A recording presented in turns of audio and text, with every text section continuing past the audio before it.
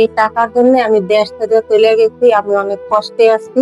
আমার যা কিছু নিয়ে গেছে এটা কোনো আমার অভিযোগ নাই, মানুষের টাকা পয়সা নিয়ে গেছে এটাই আমার এটা তোর জামিনদার হয়েছি। এখন এই টাকার জন্য আমার অনেক চাপ প্রেশার দিতে আমি। বিস্তারিত অবশ্যই তার মুখ থেকেই শুনবেন। তবে উনি নাকি মাঝখানে ওনাকে ফোন দিয়ে কিছু টাকা চেয়েছিল বাড়িতে ফিরে আসার জন্য। আবারও তিনি স্বামীকে পাওয়ার জন্য তারকে টাকা পাঠিয়েছিল, কিন্তু সেই টাকা নেওয়ার পর একেবারেই যোগাযোগ বিচ্ছিন্ন করে রেখেছেন। গত কয়েকদিন যাবত উনি আমাকে এই ভিডিওটা ছাড়ার জন্য অনেক রিকোয়েস্ট করতেছিলেন, কিন্তু আমি অনেক ভাবনা চিন্তার ভিতরে ছিলাম আপনারা এটা কোনভাবে নেন বা না নেন। যাই হোক, সর্বশেষ ওনার কান্না জড়িত কণ্ঠের কথাগুলো শুনে আমি আর ভিডিওটা না ছেড়ে পারলাম না। যাই হোক, আপনারা যদি পারেন একটা করে শেয়ার দিবেন যাতে ওনার খোঁজটা মিলে এবং উনি যেন একটু দায় মুক্ত হতে পারেন। আসসালামু আলাইকুম, আমার স্বামীর নাম কাশেম।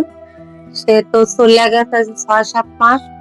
সে অনেক টাকা ঋণ করে গেছে, যেই ঋণের আমার অনেক চাপ দিতে আছে।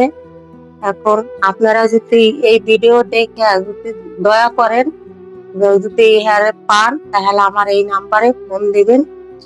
কোথায় যদি খোঁজ পান তাহলে আমার এই নাম্বারে ফোন দিয়ে আমার একটু সহযোগিতা করবেন। আমি এই ঋণের জন্য আমি অনেক কষ্টে আছি, এই টাকার জন্য আমি দেশ থেকে চলে গেছি, আমি অনেক কষ্টে আছি।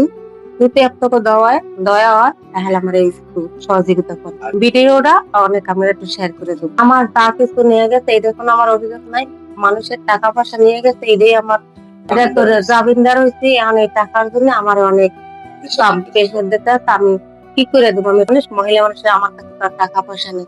যদি হ্যাঁ খোঁজ পান তাহলে আমার এই নাম্বারে, বাংলাদেশে সে তো আছেই অবশ্যই, যদি আমার এই দয়া করে যদি খোঁজ পান তাহলে আমার এই নাম্বারে ফোন দেবেন। আমি তারে আমি শুধু খালি ঋণের জন্য, আমার আর কোনো দাবি নেই।